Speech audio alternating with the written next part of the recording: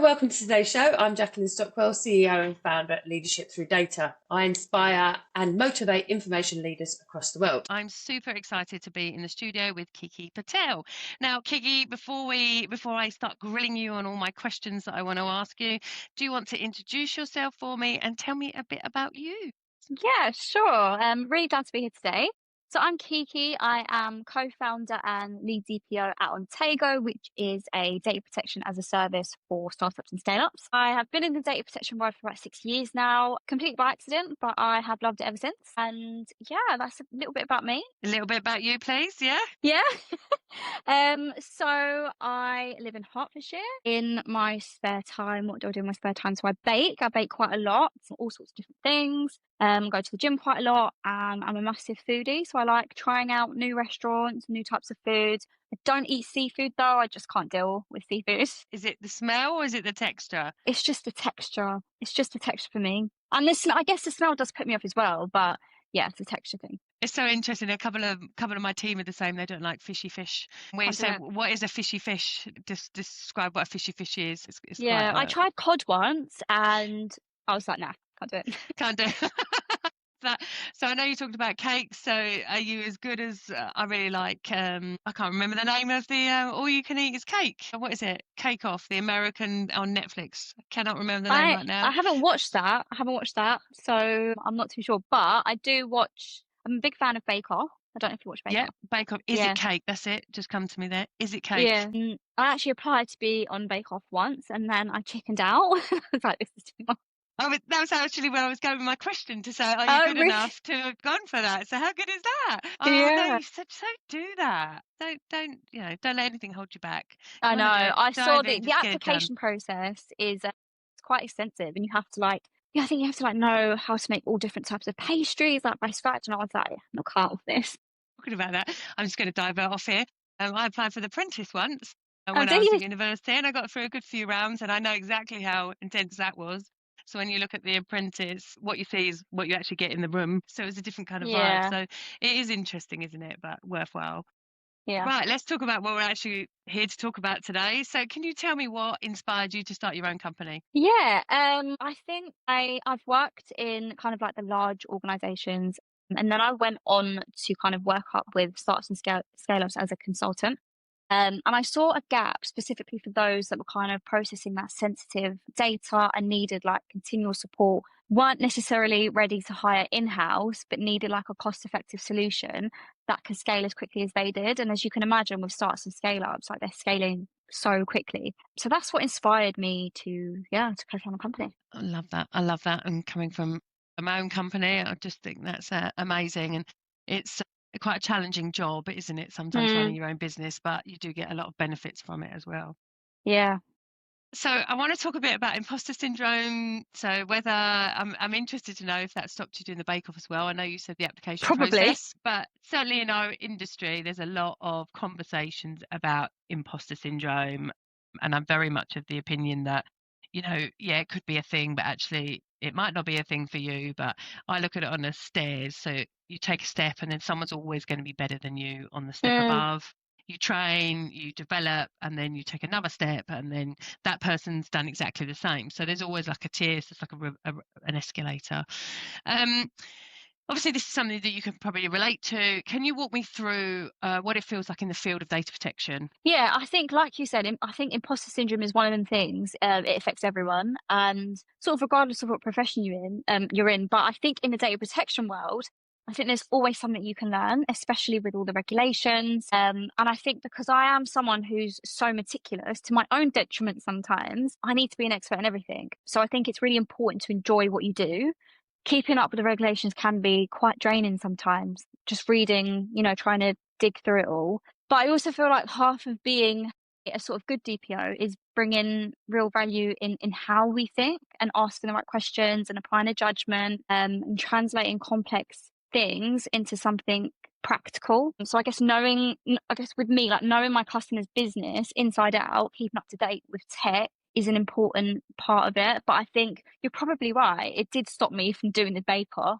And I think that stairs thing is so relevant because there's always going to be someone that's done what you want to do or better than you. And it can get, I guess you can sort of end up in this cycle where you're thinking, oh, well, I'm not good enough. Do I really know?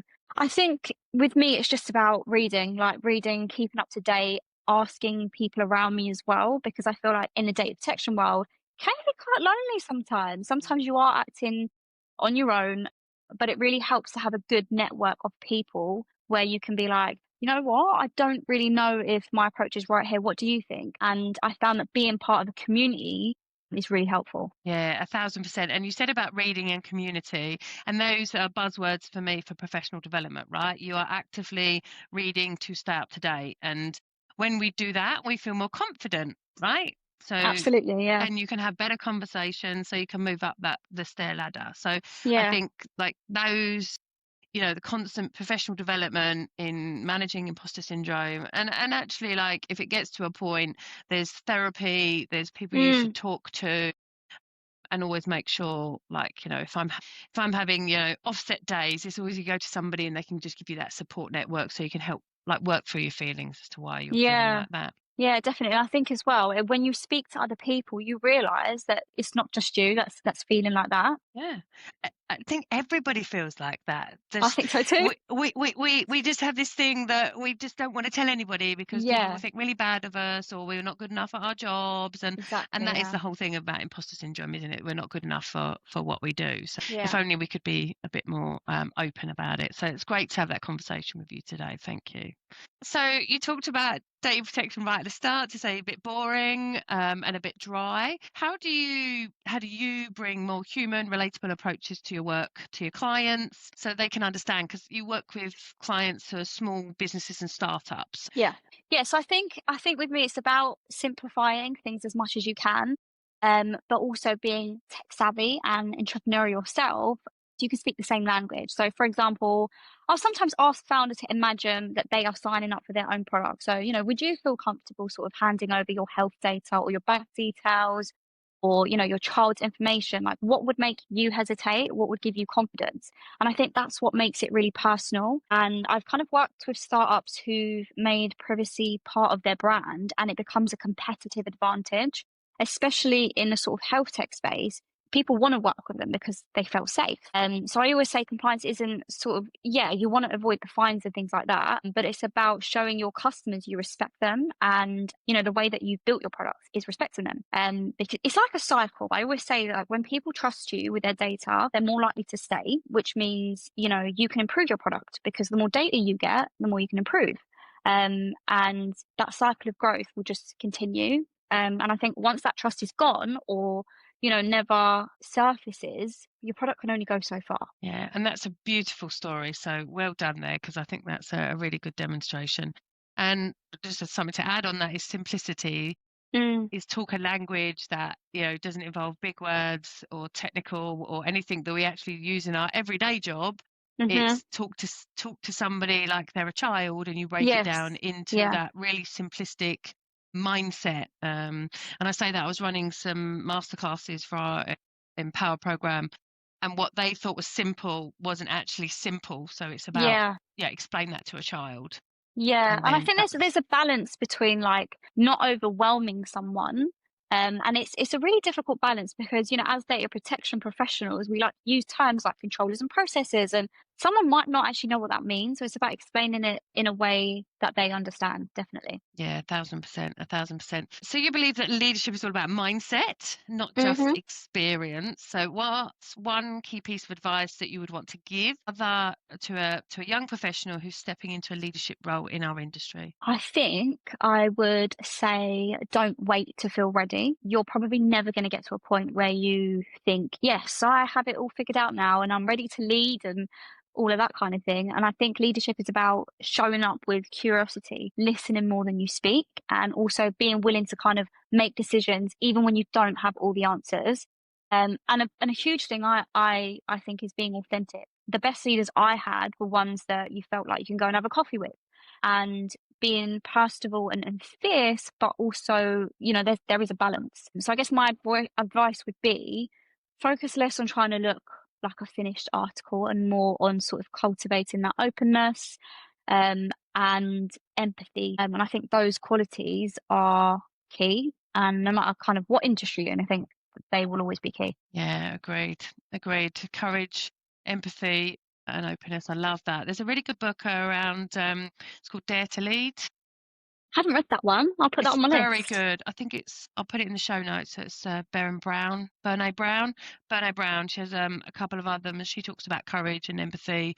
So that's a very good leadership book. So for a startup founder listening to this, what's a common misperception that they have about data protection, and what's the first thing they should do to ensure they're building trust from the ground up? I think really few common ones. A few ones that I've come across, like you need lawyers to write your privacy notice. You don't. Or you need to spend a crazy amount of money. Another one is it's this one-time thing where you get a certificate and you're GDPR compliant, and it's just not that case at all. It's an ongoing practice, and I think regulations change, your product evolves, and the way you're using data will shift, and especially for those fast-moving startups. So I think building privacy habits early, really simple things like mapping your data, knowing what you're collecting, why you're doing it, and putting, simple safeguards in place. Like make sure everyone's 2FA is turned on. That's what I drill into my clients from day one. Create a strong foundation. And then when you do bring in someone, you're not paying them to untangle chaos. You're paying them to strengthen what you've already built and maintain it. So start small, keep it practical, and grow your privacy practices alongside your business. Beautiful. And MFA is multi-factor authentication, if anyone's listening and's not sure about that. Thank you very much. So I want to kind of talk about the challenges that you've had. So you've worked with both large organizations, from tech companies to where you are now. What's the differences that you've noted in the challenges that they tackle from both companies? What's the differences? Yeah. There's quite a difference, actually. I think the challenges can look quite different depending on the size of the company. So in the large enterprise tech companies, a lot of my work was about scale and coordination. So you might have a solid privacy framework already in place, but the challenge is getting hundreds or even thousands of employees to kind of actually follow them. And so there are more layers of decision makers, there are more diaries to align, and more stakeholders to sort of get that buy-in from. So moving the needle can sometimes feel quite slow, even if everyone does agree it's important. It's like steering a really big ship. You'll get there, but it will just take some time. And I think on the other hand, with startups and scale-ups, it's almost the opposite. So you don't usually have those really established processes yet. The challenge is around speed.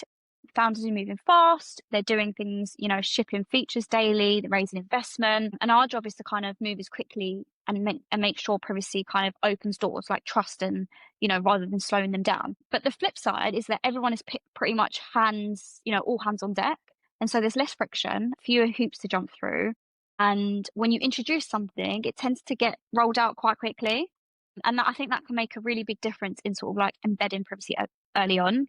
So I would say there's a common thread though, and I always bang on about this, and it's trust. So whether you're big or you're small, customers are always looking for the same thing, and that's confidence that you can handle their data responsibly. Amazing. So a couple of years ago, you attended the Leadership Through Data Subject Access Request course, which I love. What's one of the specific skills that you had from that experience that you're still using today? Yeah, I learned a lot from that, actually. And I think the thing I still carry with me is how to balance being thorough with clear. So I think subject access requests can be really messy. You are digging through multiple systems, trying not to miss anything, but also making sure that you don't accidentally disclose someone else's data.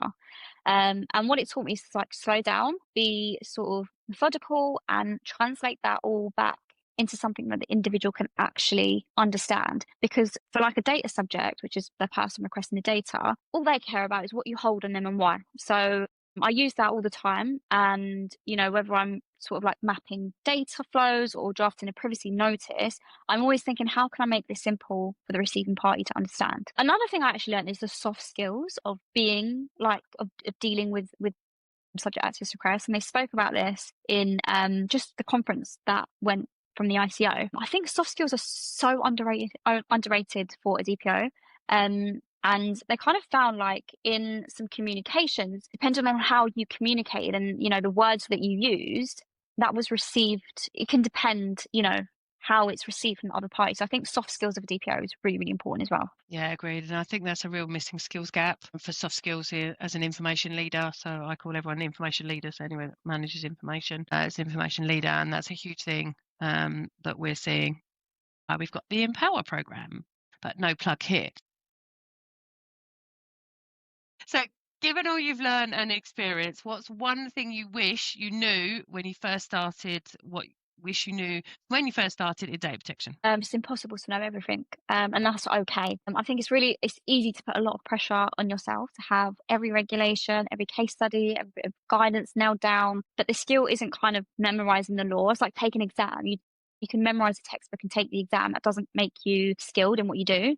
It's knowing how to approach a problem, asking the right questions, and just translating complex things into something whoever you're working with can actually understand. So I actually wish I'd realized earlier the confidence. I think you've touched on this. Confidence doesn't come from having all the answers. It comes from sort of like trusting your ability to find the right answers and from building strong relationships.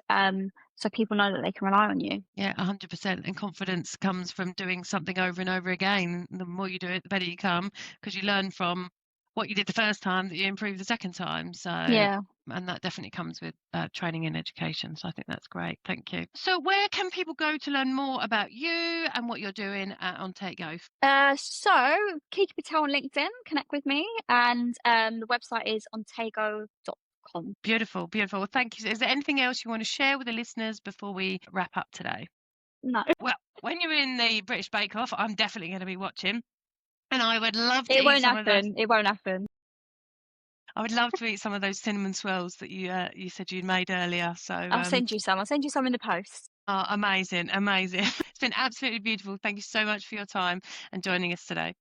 Thank you for listening to the Journals of the Information Entrepreneur with me, Jacqueline Stockwell. I hope you found this episode inspiring and helpful and have some takeaway tips that can be useful to you. If you liked this episode, please like, review and share it with your friends. Your support helps us reach more information leaders to stay inspired and listen to great content. Want to test out your strengths and weaknesses and measure it against our Empower framework? Please complete the scorecard. It's a great way to improve and evaluate your skills. You can find the scorecard at the end of the description of this podcast. Stay tuned for a new podcast every Thursday, and remember to be bold, be brave and be beautiful.